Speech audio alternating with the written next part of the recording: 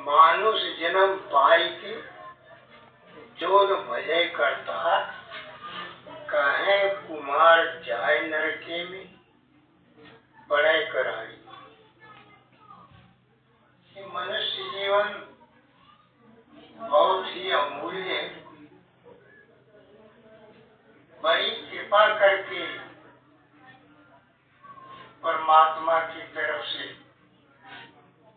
बख्शीश में मिलता है मनुष्य। जन्म जन्म के शुभ कर्मों का होता है जब तक मेल नहीं। मानुष का नर्तन पाना कोई बच्चों का। मनुष्य जीवन मिलना इतना आसान नहीं है। जब उस मालिक की दया होती है, कई जन्मों के हमारे पुण्य एकत्रित होते हैं, जब जाके मनुष्य जीवन मिलता है। मनुष्य जीवन 84 लाख योनियों में सबसे श्रेष्ठ। मनुष्य यदि दृढ़ कर ले तो असंभव को भी संभव कर सकता है। इसलिए जो भी मनुष्य जीवन को कौड़ियों को मोल लुटा देता है, अंत में पश्चाताप के सिवा उसके कुछ हाथ नहीं है।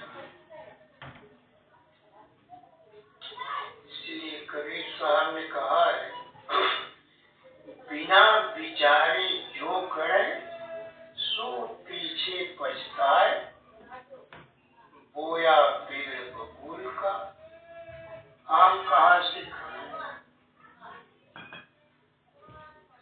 कबीर साहब ने कहा कि जो भी बिना सोचे समझे उल्टे कर्म करता है, वो अंत में अधोगति को जाता है। और समझिए उसका पतन होना निश्चित। इस जगत में हमें सोच समझ के कदम रखना है। यहाँ हर जगह काल निरंजन की जाल फैलाए हुए, उसके जाल से हमें बचने का प्रयास करना है। क्योंकि माया जो है बड़ी मनमोहक, सभी लोगों का मन मोह लेती है और लोग माया के पीछे सारी जिंदगी भागते रहे, भागते भागते भागते भागते अंत में दम तोड़ देते हैं। और जो सचेत होकर सोच समझकर मनुष्य जीवन का सदुपयोग करता है, धर्म के मार्ग पर चलता है, सत्संग सुनता है, हरि का भजन करता है, उसका जीवन सार्थक हो जाता है। और जो अय्याशी में, व्यभिचार में, भ्रष्टाचार में, दुराचार में समय बिताता है, वो समझिए खुद ही अपने पैरों में कुल्हाड़ी मार रहा है। और ऐसे लोगों का पतन होना निश्चित है। इसलिए जाग जाइए, जहां तक हो सके मनुष्य जीवन का दुरुपयोग मत करें। अधर्म के मार्ग से हटकर धर्म के मार्ग की तरफ चले। कबीर साहब ने लोगों को समझाने का प्रयास किया है। कबीरा वह धन संचिए जो आगे को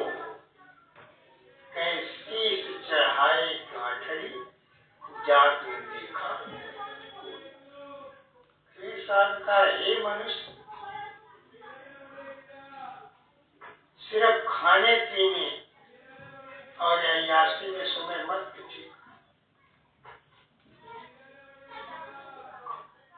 मनुष्य जीवन का जो उद्देश्य है, जिसलिए मनुष्य का जीवन मिला है, उसको पूरा करने का प्रयास। कबीर साहब ने कहा है कि मेरे सामने पता नहीं कितने लोग शरीर को छोड़कर चले गए, लेकिन आज तक किसी सेठ, राजा या बहुत धनवान को सर पर धन दौलत की गठरी बांध के ले जाते नहीं देखा। जो आया खाली है। लेकिन जीवन सार्थक किसका हुआ? जिसने परोपकार। क्योंकि उस मालिक के यहाँ आप जो परोपकार करेंगे उसी की। आपने अपने लिए कितना प्लान बनाया, कितनी कोठी बनाया, कितना पैसा इकट्ठा किया, इससे उस मालिक को खुशी देगा। आपने गरीब की, असहाय की, मजबूर कितनी मदद, अपने माता पिता की कितनी सेवा, गुरु कितना सेवा, संसार दुखों से भरा हुआ है, कितने लोगों का दुख आपने मिटाया। ये सब बातें उस परमात्मा की निगाह में है। बाकी आपने सिर्फ खाया पिया और इस दुनिया से चली। आपने जीवन में कोई भला नहीं। वो व्यक्ति इस धरती पर बाहर के सुन। धरती माता चाहती है ऐसे दुष्ट लोग जो किसी का भला नहीं करते, किसी का सहयोग नहीं करते, धरती पर रहने के योग्य नहीं है। वो धरती पर एक भार के सुन। इसलिए जितना हो सके किसी के दुख दर्द में काम आए, क्योंकि दुख दर्द में काम आए, भले वो कुछ ना दे, लेकिन उसके दिल से दुआ निकले, इस आदमी ने यहाँ मेरा भला किया, मेरा अच्छा किया। दुआ बहुत बड़ी चीज है। अगर चाहता है अपनी भलाई तो इबादत कर फकीरों, कजा को रोक देती है दुआ रोशन जगी। अपनी भलाई चाहते हो, फकीरों की सेवा में लो, उनके दरबार में आओ, उनकी बातें सुनो। क्या वहां जाओगे तुम्हारा भला हो। कबीरा संगत साधु की ज्यों गंधी का वास, जो कछ बंधी दे नहीं तू भी वास सोता। जिस तरह एक सेंट बेचने वाला, उसके पास आप जाएंगे उसकी दुकान, तो भले आपको कुछ न, एक खुशबू तो मिल ही जाएगी। इसी तरह कहीं संतों के दरबार में आप जाएं, भले वो कुछ न, लेकिन कुछ न कुछ कल्याणकारी शब्द आपको मिल ही जाएगा। इसलिए संतों के यहाँ आना जाना, उठना बैठना कल्याणकारी है। इसलिए कबीर साहब ने कहा है, संगत कीजे साधु की हरे और की प्यार, और ओछी संगत क्रूर की आठों पहर उपाय। संत की संगत में रहेंगे कुछ न कुछ आपका भला हो, और दुष्ट की संगत में रहेंगे कुछ न कुछ आपका बुरा हो, कुछ न कुछ दुष्ट नुकसान कर देगा। इसलिए संतों की संगत में रहने का प्रयास करिए, क्योंकि संत के उपदेश जो हितकारी होते, कल्याणकारी चरित्र को ऊंचा उठाते, इसलिए संतों के शरण में रहने का प्रयास करें। कहीं धन रहे न यौवन रहे गांव नहीं ठाव, कबीर जग में यश रहे कर दे किसी का। है कि संसार में धन दौलत किसी की हमेशा रहने वाली नहीं है। धन दौलत जो है 4 दिन के लिए, किसी की ना हमेशा रही है ना रहे। कबीर जग में यश रहे कर दे किसी का, किसी मजबूर असहाय की मदद कर तो तुम्हारे गुण गाए। यहाँ भी कोई बात आए तो बताएगा इस आदमी ने मेरा यहाँ ये बना, जिससे आपके यश में बढ़ोतरी हो, आपके यश और कीर्ति बढ़े, गरीब और मजबूर की मदद करें। यदि आपने कहीं भला नहीं किया तो किसी गरीब की दुआ आपको नहीं दी, बददुआ भले दी, लेकिन भला करते रहे, भले कुछ न दे लेकिन दुआ अवश्य। और दुआ बहुत बड़ी चीज,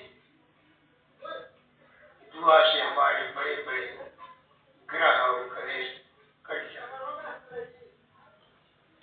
इसी तरह एक संत थे, पहले संत लोग दिन भर चलते रहते थे, जो भी फल कुछ मिल जाता था रास्ते में खा लेते थे। शाम होती थी जो गांव करीब पड़ता वहां ठहर जाते, फिर लोगों को भजन सत्संग कल्याणकारी बातें सुनाते थे। इसी तरह एक संत थे, पहुंचे एक गांव में, शाम हो गई। लोगों से पूछा, भाई यहाँ कौन ऐसा जिसके यहाँ संत महात्मा ठहरते हो, जो प्रेम से रखता हो? लोगों ने बताया है एक सेठ है, वो बड़ा दानी है, बड़ा परोपकार का काम करता है, पैसा भी काफी है, काफी लोगों का भला भी करता है। उसके यहाँ संत महात्मा अधिकतर ठहरते हैं। तो जाके सेठ के यहाँ ठहर गए। सेठ ने उनका बड़ा मान सम्मान किया, इज्जत के साथ उनको बिस्तर वगैरह लगाकर आराम से भोजन कराया। महात्मा जी ने कहा, सेठ जी हमने आपका बड़ा नाम सुना है, आप बड़ा उपकार भी करते हैं, आपकी बहुत खुशी। उन्होंने कहा, नहीं महाराज, बहुत कुछ तो नहीं है। उन्होंने कहा, मैंने 10 स्कूल खुलवा रखा है बच्चों की शिक्षा, जिसमें 9 स्कूल से मैं फीस लेता हूँ, और एक स्कूल मैंने गरीबों के लिए खोल रखा जिसमें मुफ्त शिक्षा दी जाती। उन्होंने कहा, 10 में से मेरा वही एक स्कूल है जिसमें मुफ्त शिक्षा दी जाती, और बाकी 9 स्कूल ये मेरे नहीं है, ये तो इनकम के लिए। फिर उसने कहा कि मैंने 10 अस्पताल खोले जिसमें 9 अस्पताल में पैसे लिए जाते और एक अस्पताल मुफ्त गरीबों, जिसमें गरीब अपना फ्री में जाते। उसने कहा, 10 अस्पताल में तो मेरा एक ही हो, बाकी सब मेरे नहीं है। फिर उसने कहा, हमने पानी का जब हैंड पाइप पाइप लगा रखे हैं 10, 9 अपने प्रयोग में आते हैं और 1 पब्लिक के प्रयोग में। उसने कहा हमारा तो वही 1 है। इसी तरह उसने कहा स्कूल में जाने के लिए हमने 10 बस लगा रखा, जिसमें 9 बस किराया लेती और 1 बस फ्री बच्चों को ढूंढती। और उसने कहा हमें हमारे कपड़े की 10 दुकान,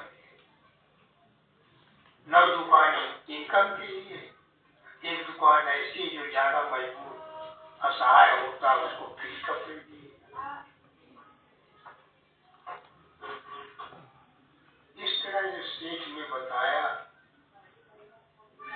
महात्मा बड़ा झटका लगा कि एक गृहस्थ आदमी इतना समझता, इतना समझ इतना अच्छा काम कर रहा, और मैं तो सिर्फ लेना जानता हूँ और लोगों को भला किया भी। उसी दिन से महात्मा जी जितना हो सकता था मजबूर असहाय की मदद करने। इसलिए एक परोपकार ही ऐसा है जो मनुष्य का यश बढ़ा देता है, उसकी कीर्ति बढ़ जाती है।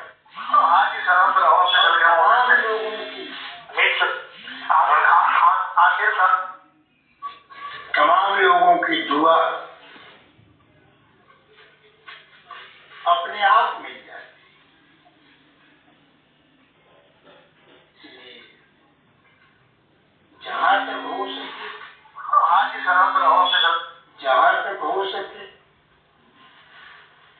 हमें गरीब मजबूर असहाय की मदद करनी चाहिए। जिसका कोई नहीं उसका खुदा है, जिसकी कोई न मदद करने वाला हो उसकी आप कर दे, खुदा भी बड़ा खुश हो। सोचे जो मुझे करना था वो इसने कर। इसलिए जहां तक हो सके लोगों की मदद करने का प्रयास करना चाहिए, क्योंकि संसार में कोई आज तक नहीं रहा। जो पहले आए वो भी बारी बारी चले, और जो आज आए वो भी बारी बारी चले, और जो आगे आएंगे वो भी चले। क्योंकि मृतलोक ये मुर्दों का देश, यहाँ कोई भी हमेशा के लिए ठहरने वाला नहीं। ये मुसाफिर खाना है। इसलिए कहें ना घर तेरा ना घर मेरा, सारी दुनिया रही बस। यहाँ किसी का अपना परमानेंट घर, जिस घर को आप अपना समझ रहे हो तुम्हारा नहीं, जिस घर में तू भूला डोले सो घर नहीं, भूला लोग कहे करते। ये कहते मेरी पूछिए मेरी बिल्डिंग, भूले हुए 4 दिन के बाद उसको हटा दिया। क्योंकि यहाँ ना कोई हमेशा रहा है न रहेगा। ये आए हैं सो जाने, राजा रंग की एक सिंहासन चढ़ चला, एक माथा जा। जो भी इस दुनिया में आया हो जाएगा।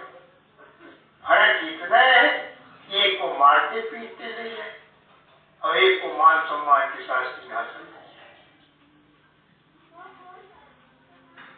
उसमें किस रास्ते से आप गुजरना चाहते हैं उसका निर्णय आप क्यों। क्योंकि संसार में 2 रास्ते,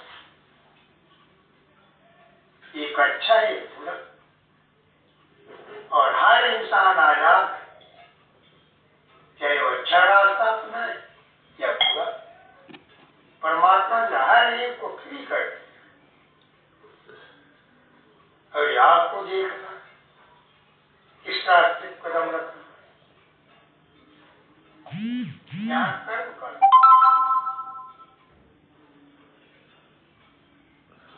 इसलिए जो जैसा बीज बोएगा वैसा ही कर।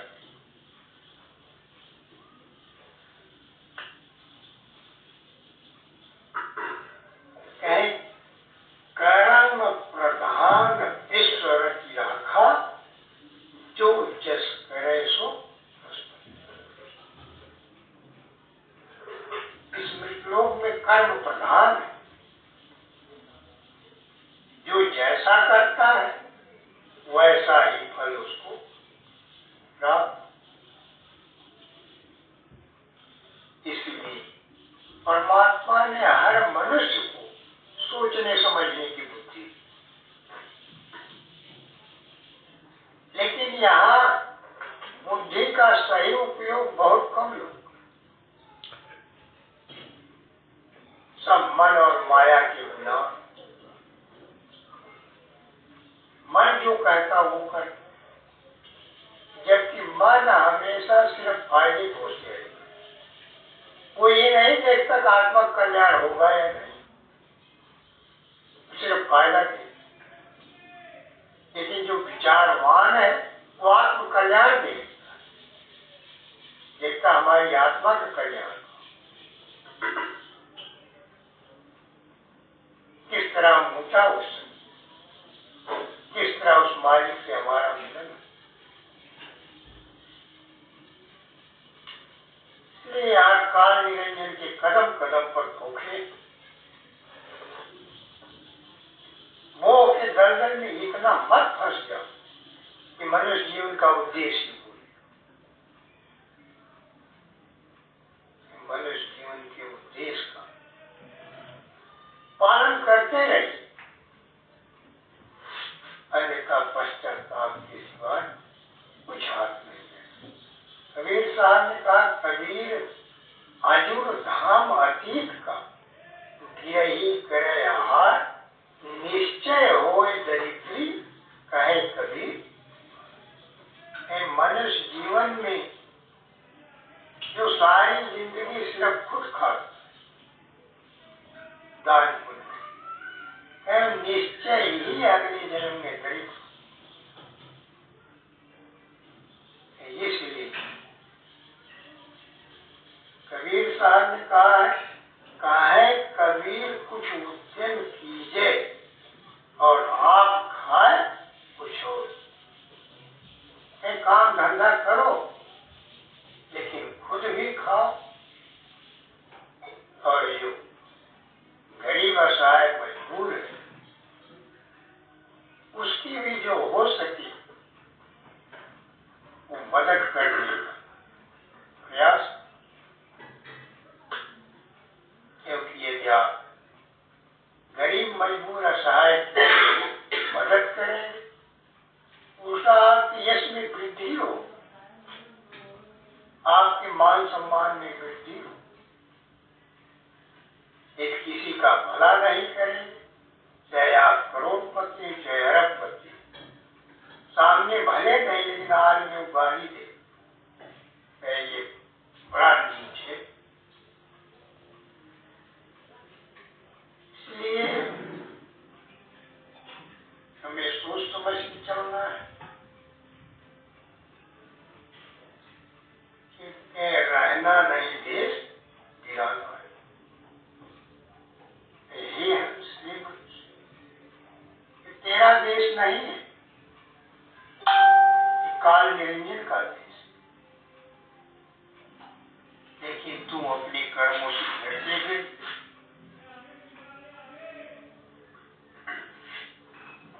यहाँ इस भूल भुलैया फंस गया,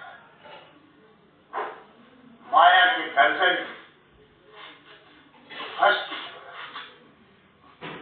माया ने पर्दा डालकर तुझे भ्रमित कर दिया, सत्य को ढक दिया, असत्य उजागर होगा, हर जगह असत्य का जाल। इसलिए उस जाल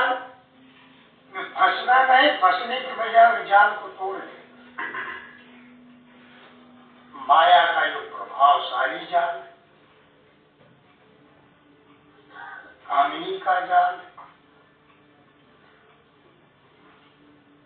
कि जिस तरह बहेलिए कबूतर फंसाने के लिए चारा डालते, उसी तरह काल निरंजन ने कंचन और कामिनी का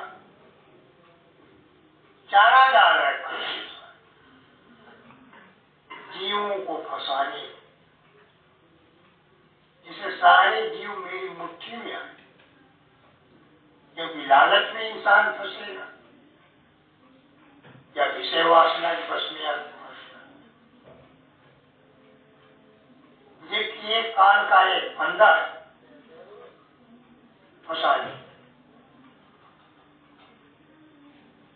और इस फंदे से वही फंस पाता है जो संतों की शरण में,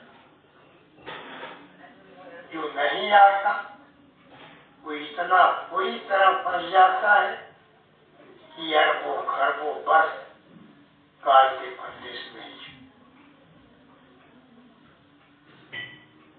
इसलिए संतों की बातों पर विचार करना चाहिए कि नहीं इधर से सुना उधर निकाल। कल्याण कब होगा? जब हम अपने जीवन में उतारे, अमल करेंगे बात। यदि अमल नहीं किए वही को वही रह जाएंगे। ये सत्संग सुनने के बाद भी झूठ बोलना उसी तरह, व्यभिचार उसी तरह, क्रोध उसी तरह, लालच उसी तरह,